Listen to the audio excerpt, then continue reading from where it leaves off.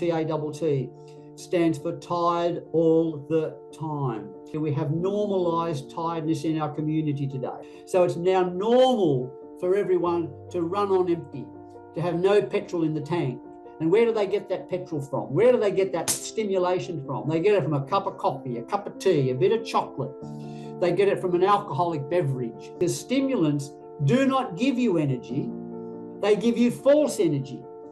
They steal the energy they promise to give you.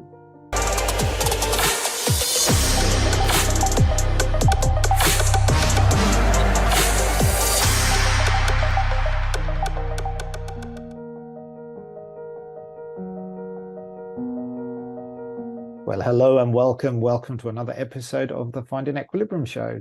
Delighted to be here and delighted that you're here and delighted that my guest today is someone I know really well, Dr. Greg Fitzgerald, who is a naturopath, an osteopath and a chiro, which is a wonderful combination. And, I know you're super busy, Greg, but I'm really delighted that we finally managed to make this happen. So how are you today?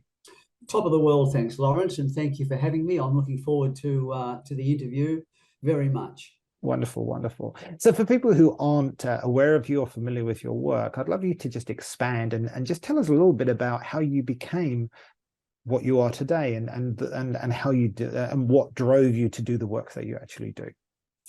Right. Well, I was a high school teacher for 7 years back in the 70s. And I became increasingly concerned with the level of health and fitness of the students I was teaching in high school, not to mention the teachers I taught with. And I became interested in fitness first, just in getting fitter. And that morphed into an interest in health. After 7 years of teaching, I decided to do a 1 night a week nutrition course for 10 weeks.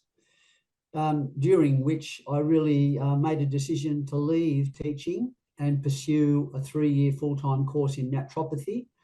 After that, I then went on and did a dual qualification in osteopathy and chiropractic and set a clinic up down in Cronulla, southern Sydney.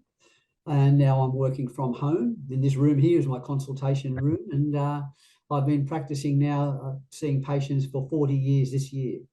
Wow, so 40 years. I mean, and that's really interesting how you spotted the kind of signs of imbalance, let's say, and health issues back in the 70s. And things have certainly changed. I'd love you to kind of share the principles that your practice is currently based on.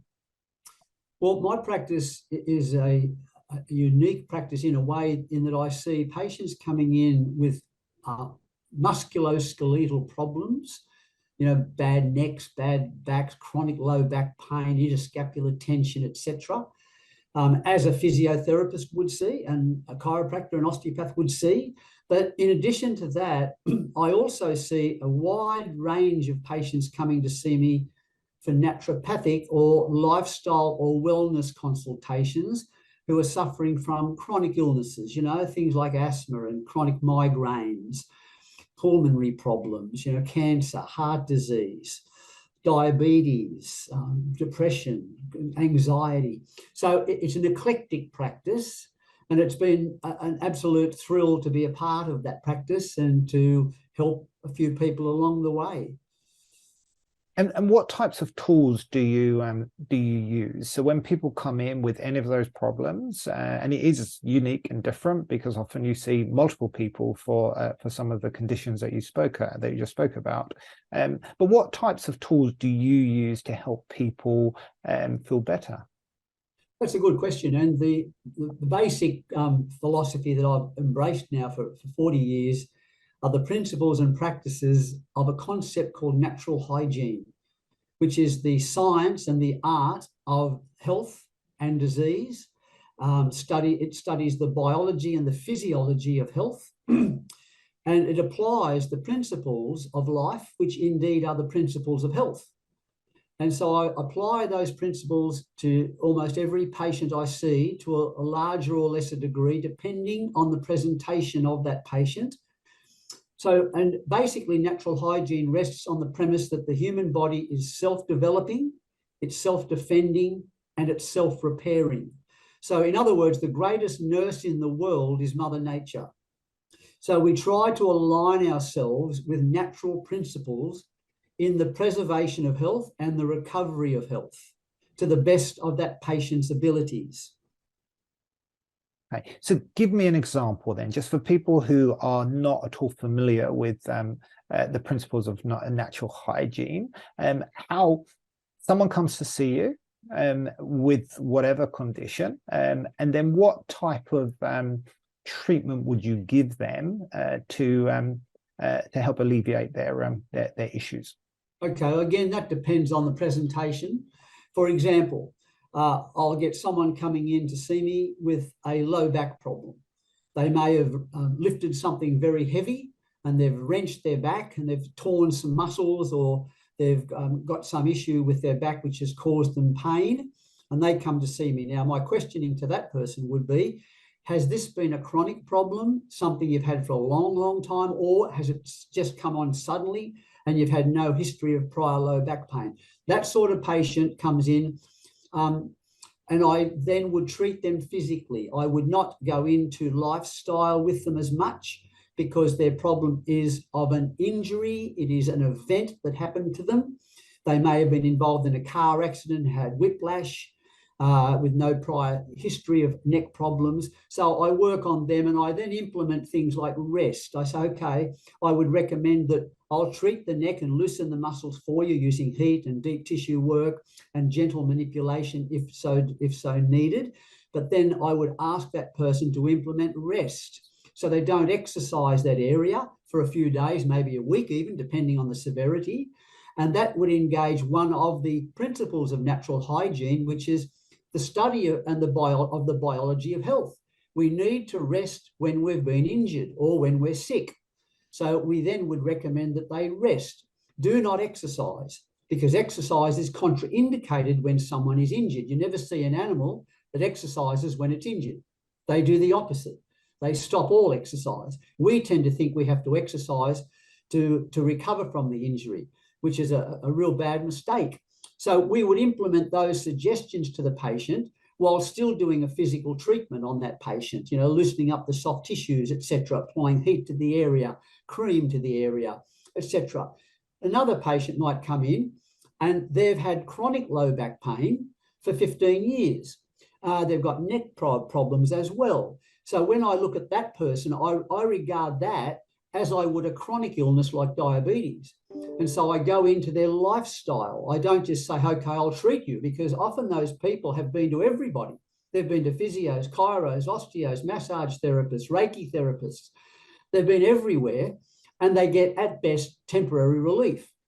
So I then go into, okay, let's look at what's causing your lower back, or your neck pain that's been chronic with you for so long that the only relief you get is temporary relief from treatments, physical treatments, or you might get temporary relief from drugs. We don't want that, of course, to go on forever, because that person will only get worse. So with those people, I ask them things like, what do they eat? What time do they go to bed? Do they go to bed the same day they get up? And many patients don't go to bed until the next day. They'll get up at 7 a.m. and go to bed at 1 a.m. Right. So they never go to bed the same day they get up. They're lacking sleep. They're sleep deprived. Healing never occurs in a sleep deprived person.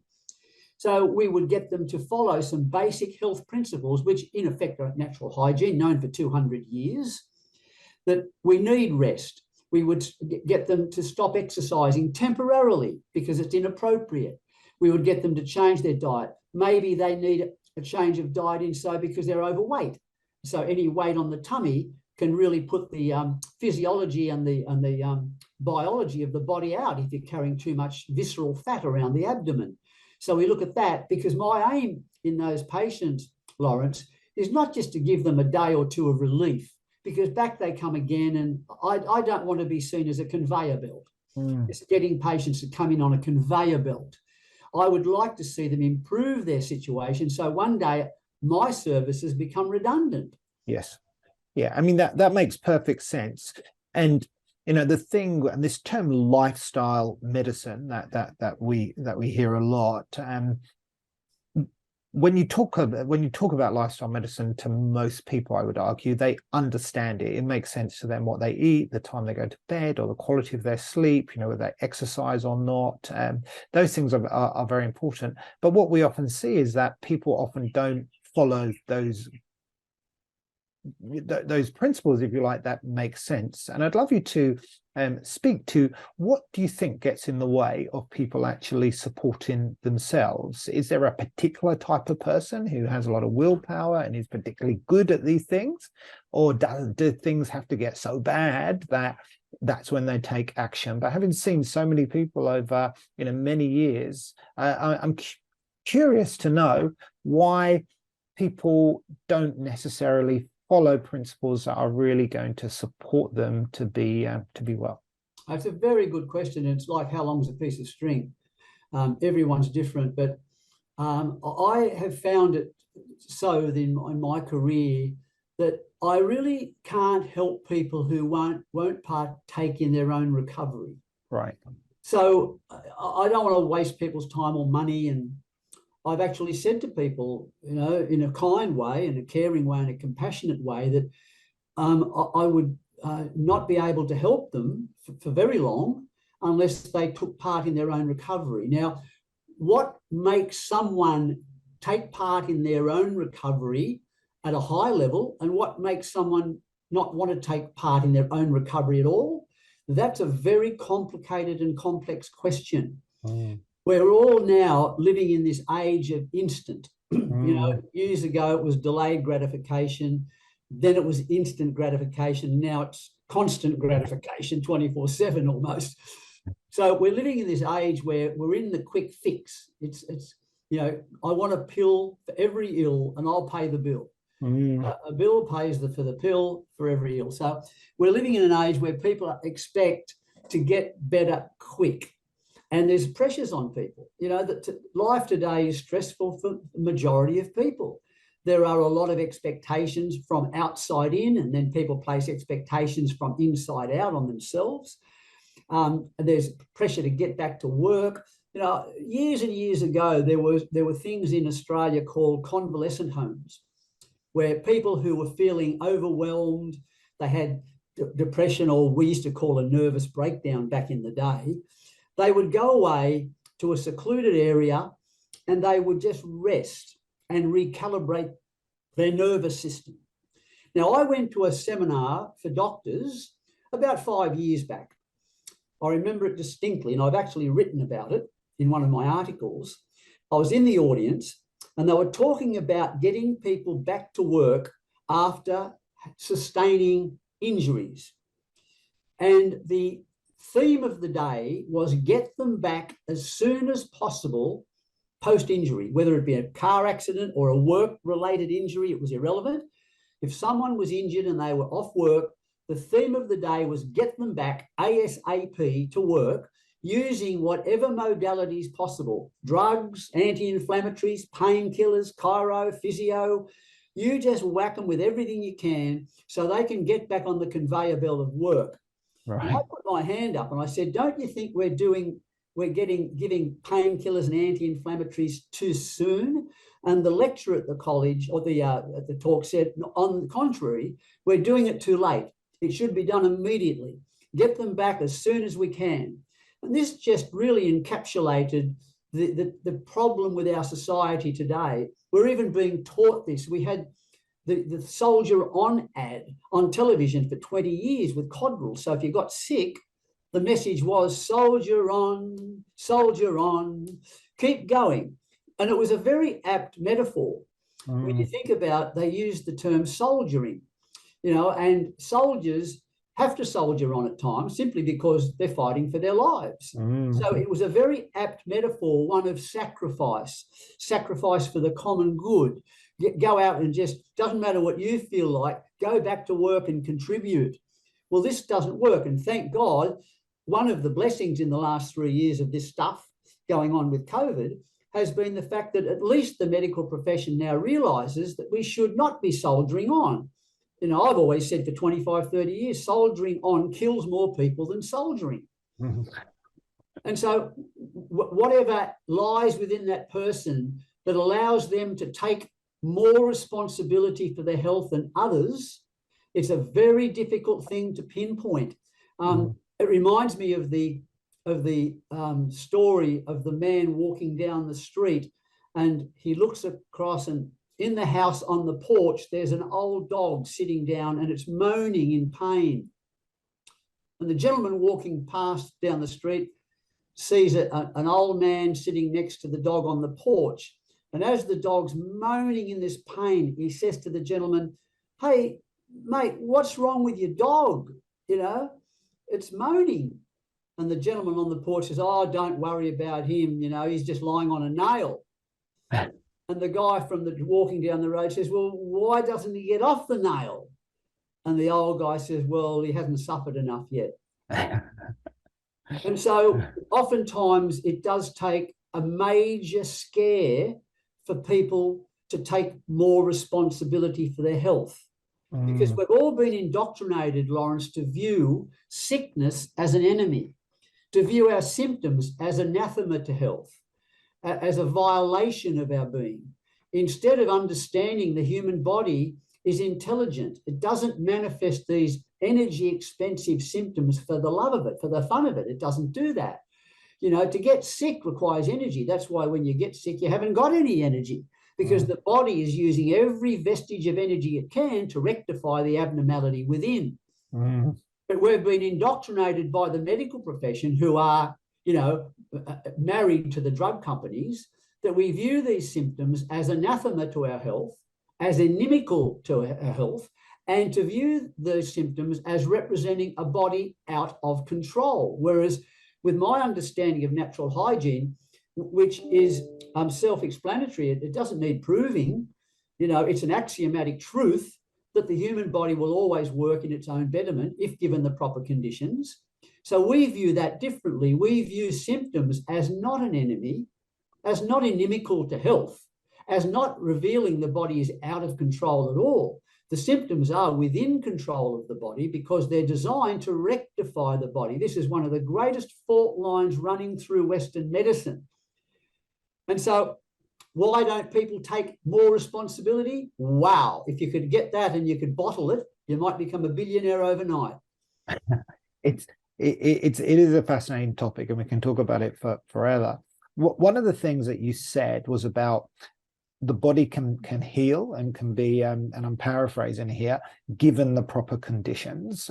What are the proper conditions to allow good health, or to allow people wherever they are? You know, there's going to be people listening to this who are feeling, you know, just a bit off.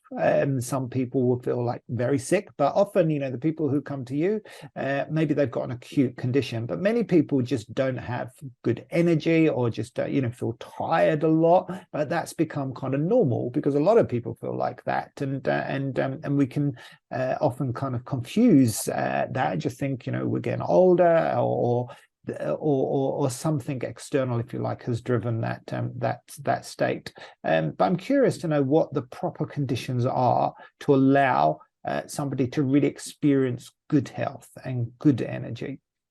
Great question. When you consider human life and the miracle that we witness every day, you look at a newborn. You know, a newborn emanates from the microscopic union of an egg and a sperm cell. Give it 9 months with only the conditions of life needed. Now, what are those conditions of life? They are food. Where does the baby get the food from? From the umbilical cord from the mother. They get water. Where from? The mother. They get exercise, and they start exercising, you know, 3 or 4 months into their development by kicking a leg and moving an arm. So activity starts off in utero. It's protected from violence. It has oxygen coming from the umbilical cord. All of these biological needs are supplied to the baby in utero to give birth 9 months later to a healthy baby, generally speaking. Now, those conditions of life are also the conditions of health. So when we are sick, if we believe that the human body is intelligently designed, and we do believe that those symptoms play a purpose in our recovery, We then have to modify the conditions of life in order for the body to maximize its own self-healing abilities. So the body will always work to its own betterment. That is an axiomatic truth. That's why when I cut my finger nearly off the other day, after 3 weeks back, I nearly severed my finger. I didn't do anything to it. I just kept it clean. I protected it from repeated trauma, and it got better. It's damaged, but I can move it. No pain. It's good.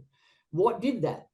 No extraneous factor that I put on it did it. I just wrapped it up and kept it from being opened up again. I put no cream on it. I put no drugs on it. I took nothing extra. I just let the normal processes of healing take place, and it got better. We need to look at when we get sick, we need to think, okay, is my nose running because it is out of control? No, the nose is running just like any other aperture of the body. You've got 10 holes in the body. Let's count them. 1, 2, 3, 4, 5, 6, 7, 8, and the back, the anus and the skin is 10. Any of those holes or apertures will be used as a safety valve to keep our body homeostatically balanced. So we'll get a runny nose, we'll cough and get mucus up, our eyes will get pus, junk coming out we can get from any hole, skin eruptions. So what we need to do when we're sick is we need to provide our body with the ideal conditions for its own recovery. Because it wants to get better, we accept that. So what do? Now, we do know that exercise is a normal part of life. But in that particular case where we're not well, the body takes the energy away from us for the reason that we don't exercise. So we need to honor that wisdom. So when we do get sick, we say, right, I don't need to exercise today. It is not appropriate for me, and I will rest more. By resting more, we give the body more energy to do its internal cleaning and its reparatory work. Then on the other hand, we might feel we don't get hungry when we're sick. So we lose our appetite, which is in the mouth, not the stomach. So we lose our hunger or our appetite. By doing that, which is a thing called anorexia in medicine, that's different to the anorexia nervosa, which is a mental disorder where people think they're fat when they're really thin. Anorexia is simply the medical term meaning a loss of hunger. We need to honor that loss of hunger by not eating for a short time. And so by giving the body the energy by not exercising, not working, and not eating, or just eating very lightly, depending on the severity of the illness, we allow the body the maximum energy to heal itself. As I said before, Mother Nature is the best nurse. And so this is what we would recommend. We recommend the person starts to really think about their bodies and trust their bodies, not just treat their bodies. We're into this treatment era where whatever happens, we have a treatment for it. So we're really abrogating and dishonoring the human body's capacity to heal itself. And this is one of the main reasons why we end up with comorbidities, because the person had the first morbidity or first disease, and they never really understood it or never really honored their body by making any changes to their lifestyle. They just kept eating the same, doing the same, working the same. And they'd go off to a doctor who'd give them a pill as an anti-inflammatory to bombard the body and suppress all of those cytokines and the anti-inflammatories. They take them by mouth. These things are very dangerous when we don't remove the causes. These build toxicity within the body. We end up with another disease sometime later, the second one. We go off to a different specialist.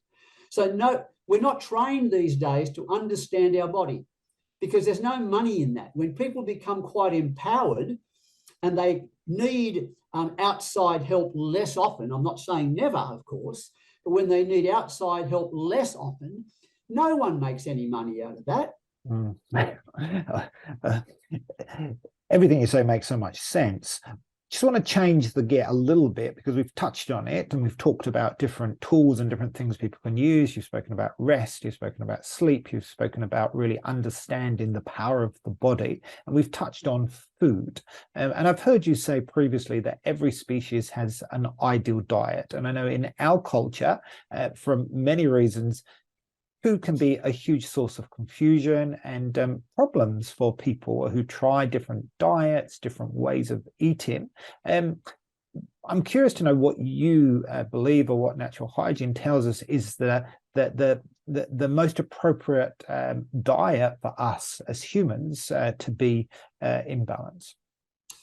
You know, going back 200 years, when the early hygienists, the early natural hygienists started really studying this subject about health and looking at the various biological requirements of a healthy person, such as food and water and exercise, etc. The studies showed 200 years ago that the ideal diet for a human being is not a diet based on animal foods. It's a diet based on plants, things that grow in the ground, not that walk on the ground. And so the diet recommended and proposed by hygienists for over 200 years has been one where if we eat any animal protein, it is in insignificant amounts. It is not a major part of the human dietary.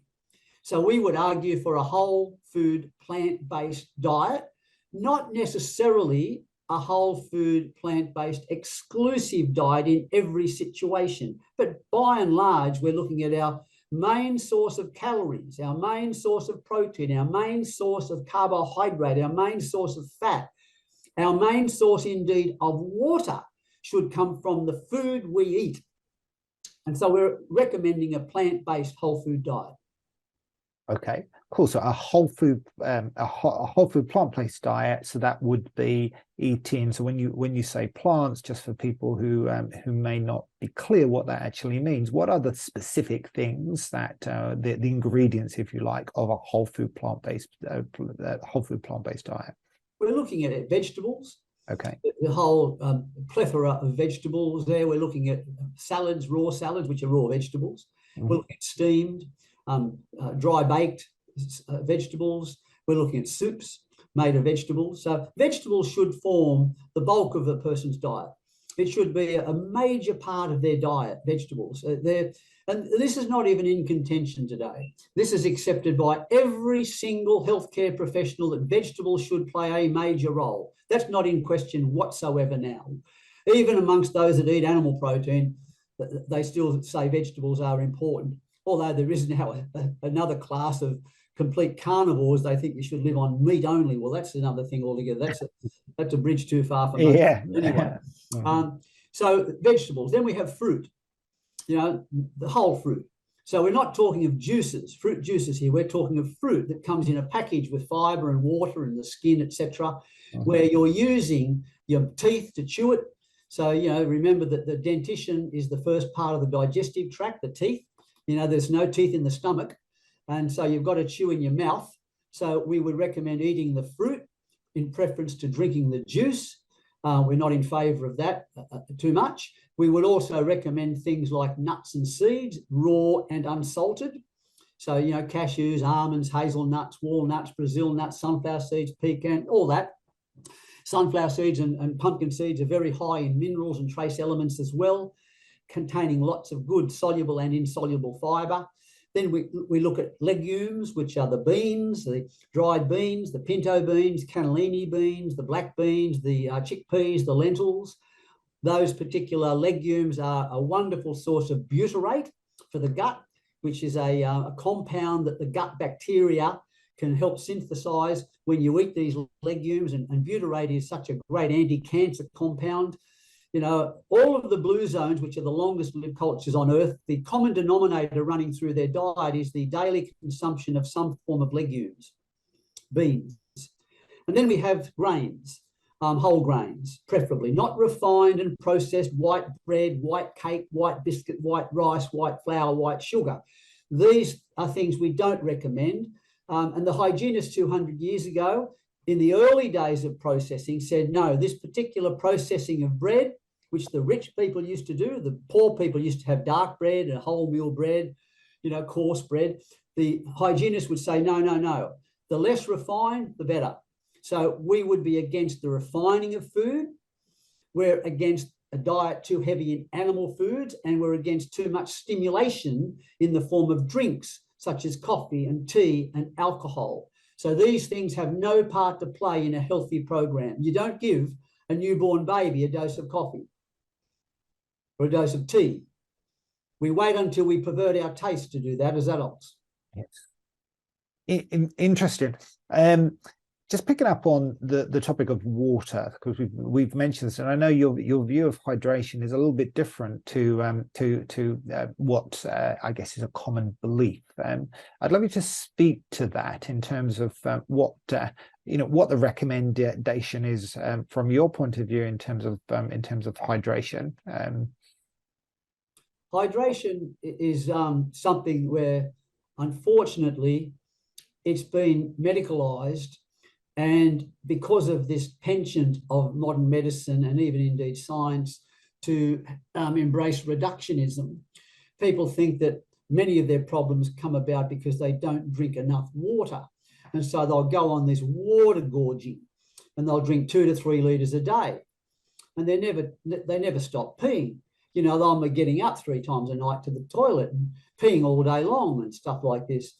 You know, hygienists 200 years ago had the saying, which they still have today, health by healthful living. And we have a thirst.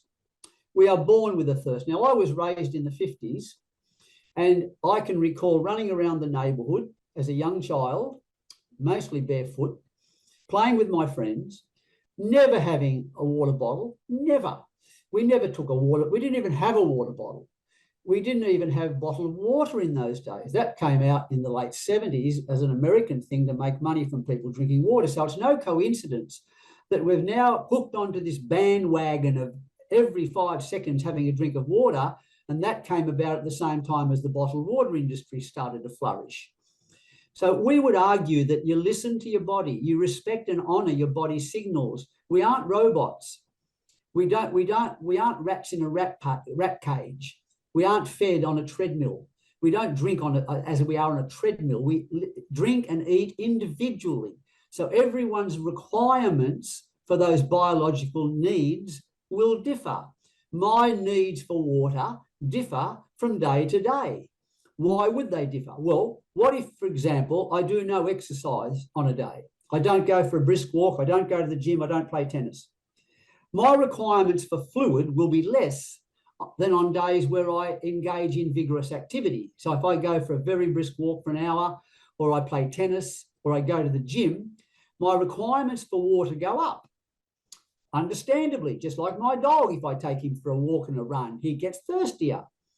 If I'm sedentary, I become less thirsty. So we argue, listen to your body. Don't listen to some supposed expert, some guru who says to drink so many litres of water a day, have 3 or 4 or 5, 6 meals a day, have sex twice a week. Otherwise, you're suffering from some sort of psychological problem.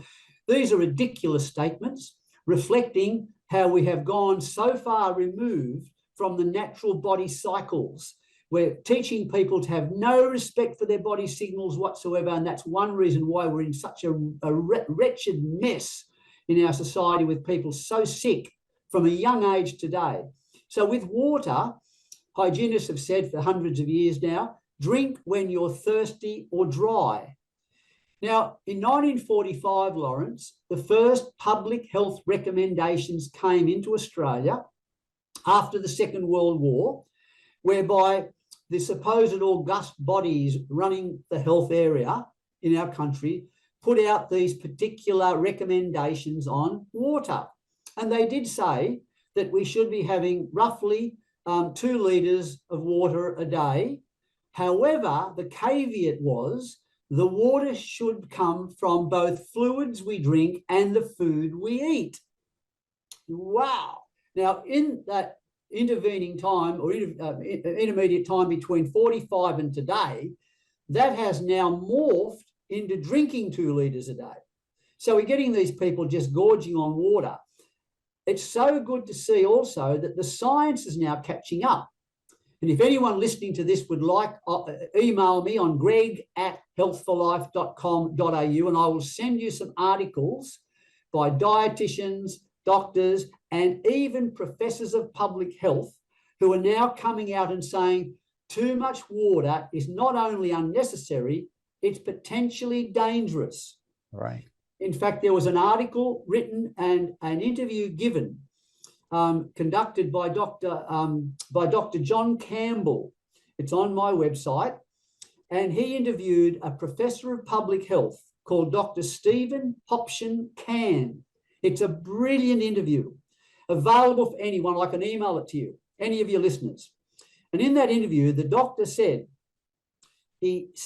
what we're doing with COVID, when people get sick with some supposedly infectious illness, such as, fevers and muscle aches and pains, lethargy, whatever, what we're doing with these people, insofar as in hospital, they hydrate them, give them a lot of water, they encourage them to eat, and they routinely suppress their fevers with antipyretic drugs. He made the statement.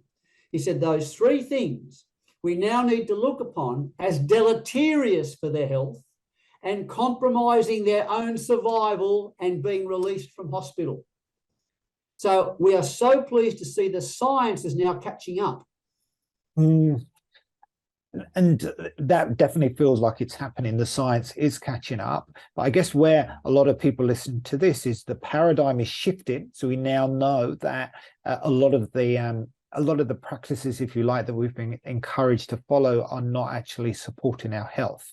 But I'd love to really talk to that person who is kind of realizing that they need to shift, they need to change, they need to take back control. However, it all feels overwhelming because really change, as we know, is hard, even though, and we've touched on this in this interview, even though you know that eating well is going to actually support you, we don't, because we've lost awareness of what eating well is, and you've covered that in this in this discussion. But what's the starting point for someone who's at the beginning of their journey or has a family that they would like to help to improve? And we all have people in our families who have got chronic conditions who are really suffering and are dependent on the system that you've described and are examples of what you've described. How does someone begin their journey to better health? What would you recommend as a starting point? A good question again, and we all must understand too that some people don't prioritize their health. I remember years back, or decades in fact back, Dr. Alec Burton, who was one of my main mentors in my career, who was the leader of the natural hygiene movement for many, many decades. He said to me, Greg, he said, always ask a patient who is sick, are they serious about recovering their health? Are they serious? Because it's, as you said rightly, Lawrence, change is not easy for people. It's not easy to change your habits. I used to try and change people, and then Dawn, my wife, who was far more wise than me, she'd say to me day after day, Greg, you're wasting your time. The person doesn't want to change. They're not interested. But, honey, I know they can get better. I know, Greg, she'd say, but they're not interested. And it took me years. I'm a slow learner. And it took me years to realize that some people haven't suffered enough, just like the dog on the porch. Now, if someone is interested and they have prioritized their health and they are serious about their health, the first thing to change is their diet, in my opinion. And the first question I ask them when they come in is, do you drink caffeine? Do you drink coffee and tea every day of your life? This is such an important thing, and it is so overlooked. It is so confusing for people because we've been led to believe that tea is good for us. Green, black tea is good because it contains antioxidants. And coffee is good for us because it contains polyphenols, which are good for us. Well, let me tell you that snake venom contains antioxidants too. Just because something contains something that's beneficial, it doesn't justify it as a food for humans or a drink for humans. And what I find in the clinic over the last 40 years is underlying most people's chronic illnesses. Here I'm talking about chronic illness, not talking about someone who just wrenched their neck in lifting a heavy object. I'm talking about someone who's got a chronic problem. Most people with chronic problems have low energy. I call it TATT. I've got an article. I'll send it out to any one of your listeners if they just email me, called TAT is a dangerous problem. TATT stands for tired all the time. And we have, as you've said rightly at the start of this interview, we have normalized tiredness in our community today. We've normalized it. So it's now normal for everyone to run on empty, to have no petrol in the tank. And where do they get that petrol from? Where do they get that stimulation from? They get it from a cup of coffee, a cup of tea, a bit of chocolate. They get it from an alcoholic beverage. They go home, whatever.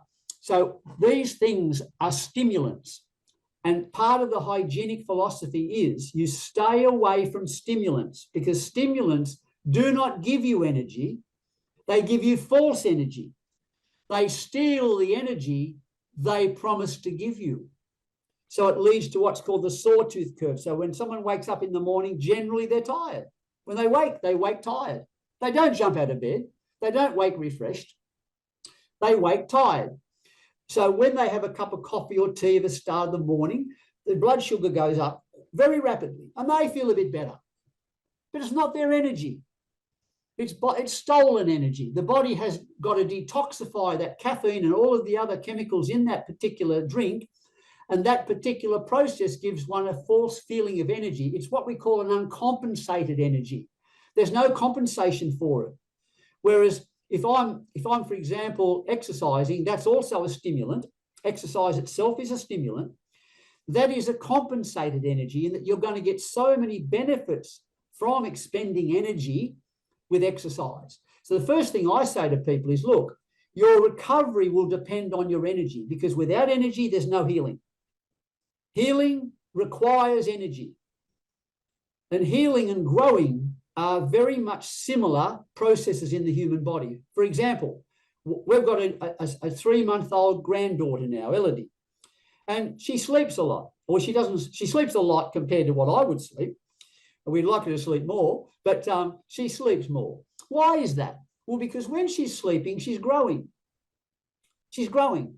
Now, that power that enables her to grow is derived from the very biological requirements we mentioned before: food, breast milk, exclusively, the water she gets from the breast milk, the air she gets that she breathes now independently, not dependent on the umbilical cord.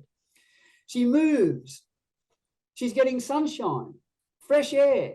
So those things allow her to have what we call good health. Then she sleeps and she grows. Now, we all know, every doctor in the world knows, that if you interrupt a child's sleep too often, it has retarded growth patterns, because it doesn't have that inbuilt energy to grow. Similarly with healing, if someone's got a health problem and they wish to reverse it a little bit, to reverse the pathology, they need to have more energy than they've got available at the moment. They need to have more energy. So my emphasis, which is a lot different to most practitioners, is how much energy are you stimulating yourself with every day? How much coffee do you drink? How much tea do you drink? How much chocolate do you eat? How many sweets do you eat? How much sugar do you eat? You know, these things are false stimulants. They're uncompensated energy stimulants. And we say, get off them first. Right. So if the person's keen to improve their health, don't false energize yourself. Understand that when your energy goes up, by mid-morning after a cup of coffee or tea, it's come down again. That's your real level. That's your real level. Not up top, that's stimulated level. Got it. That's what we call the sawtooth curve, like a saw, jagged edge. And so when we get them off the coffee and the tea and the chocolates, within 2 or 3 days, they're generally suffering. They're suffering. What are they suffering with? Headaches, back pain, leg pain, sometimes vomiting. 1 in 10 people will vomit coming off caffeine. 1 in 10. And they vomit normally bile, which is not meant to come up north. It's meant to stay in your gut and help emulsify fats. But it comes out because it's acting as a toxin. It's overproduced. So the body then starts its process of cleaning itself because it hasn't been poisoned. The body then gets sick as a means of getting well. And so we say, come off the stimulants. And after about a week, the person comes in, making often no other changes. And they say, you know, I can't believe it. My neck feels a bit better. It's definitely looser. You know, I don't feel as stressed out. I don't feel as anxious. I'm sleeping a bit better. Wow. And then if we then move on to dietary changes by reducing the processed foods in their diet, you know, the white flour, the white sugar, the biscuits, the lollies, the chocolates, the soft drinks, all of that gunk, refined and ultra-processed foods, which incidentally have just come out only a week ago in the scientific literature as being implicated in mental illness, ultra-processed foods. So we get them to reduce their ultra-processed foods and reduce their consumption of animal protein, because some people will eat animal protein 4 and 5 times a day. 4 or 5 times a day. So we get them to do those things, which lowers their body burden. Their body burden is their toxic load. It lowers their inflammatory markers. They then start reversing their pathology. Why? Because number one, they've got more energy. And number two, they've got more antioxidants and more all of those plant-based phytochemicals, all of those beautiful polyphenols coming from vegetables and fruits and berries and legumes and stuff. So they're giving their bodies, number one, they're giving their bodies more energy. They're giving their bodies better nutrition, and they're giving more rest. And hence we see Mother Nature start working for them and not against them. Makes so much sense. Yeah, so they're moving in, they're moving with the natural cycles and starting to to be more in tune with their bodies and listen to their bodies. And I might add too, Lawrence, if I could, that does exercise play a role in the reversal of chronic disease? No. Initially, no, because it will take energy from the body. Remember, our prime modus operandi here is to give that body more energy, because it's only with more energy we have more healing. So when we don't engage in activities such as exercising, going to the gym and running and doing all this, our bodies have that internal energy, that vital force, which can help recalibrate itself and reverse some of that inflammation that's been going on systemically. Does that mean we don't exercise forever? Of course not. It means that it's not appropriate for us at that time. So we then embark, once the person has lowered their body burden, becoming more functional, having more energy, then we implement a graduated exercise and activity program appropriate to their level. Yes, perfect. We're out of time. I mean, I could ask you many, many more questions, but the last question that I ask all my guests, and I'd love to ask you, is this podcast, this show is called the Finding Equilibrium Show. And when I say those words to you, and I think I know what the answer is, but what does finding equilibrium mean to you? Look, finding equilibrium means finding balance. And, you know, if you look at an orchestra, you've got 4 sections to an orchestra. You've got the strings, the woodwind, the percussion, and the brass. Now, if you want to hear a good symphony, I'm a music buff. I love classical music. I love all genres of music. When you listen to a lovely symphony, all of those sections, those 4 sections, are working harmoniously. They're working as one, in sync. Beautiful. Now, can you have a symphony without the violins, without the strings? Of course you could. Would it sound great? No.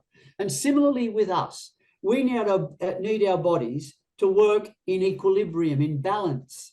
And so we need to look at every aspect of our lives, our diet, our habits of drinking caffeinated and alcoholic beverages, our activity levels. Are we getting enough or too little or too much? Are we getting enough sleep and rest? Have we got mental poise in our heads? Because often people come in and their diets are great, but they're neurotic worriers. They need to check up from the neck up. And so we need to work on things like meditation and tapping and other tools we might use to get them to look at life, change their view of life. Because not only do we need a change of way of life, often we need a change of view of life. And so we look at your podcasts as a beautiful thing, and well done on what you're doing. I listened to a couple myself. They were fantastic. And equilibrium, to me, equals balance. Balance. Because when things are out of balance, they don't work as well. No, they don't. And Greg, let me just acknowledge you for everything that you've done over many years, because I know you've impacted very positively many lives, and it really is wonderful that you found some time today to actually share some of your experience, your wisdom with us. Where can people find? I know you shared your email address before, but I'll put it in the notes. Where can people get in touch with you or find out more about the work that you do, and also about the natural hygiene movement, let's say, because there really is a wealth of knowledge there that can really support people. There is that. Well, look, my website, as I've said, and will be on your link, I think, is www.healthforlife.com.au. My personal email, which I invite people to send me along an email, I will send you out some of these references and some of these articles I've mentioned, is greg@healthforlife.com.au. Now, for someone who wants to pursue this line of inquiry on natural hygiene, we do run seminars. You attended one the other day, which is not specifically based on just natural hygiene principles. We do incorporate most of those along the way, as you heard, using fasting and things like this. But there is a seminar coming up, in fact, a conference coming up next month in June in America, which you can become a virtual member of, which I'm going to become a member of, at the NHA, the National Health Association, NHA of America. And it is in my humble opinion, the greatest health convention. It runs for 3 days. It is the greatest health convention that is in the world today. I don't say that lightly. I've been lecturing at those conferences now until 2020, when I wasn't allowed to go overseas. And so from before that, for years, I was one of their lecturers. And they've got the most magnificent speakers. And they all speak on the premise that we've talked on today, that the body is self-healing. It is a wonderful, wonderful conference. And I will send anyone out links to that particular conference. It's worthwhile joining as a virtual member, and you can get access to it for the rest of the year, not just live. You can keep it and listen to it later. It is sensational, and it's really beautiful natural hygiene stuff.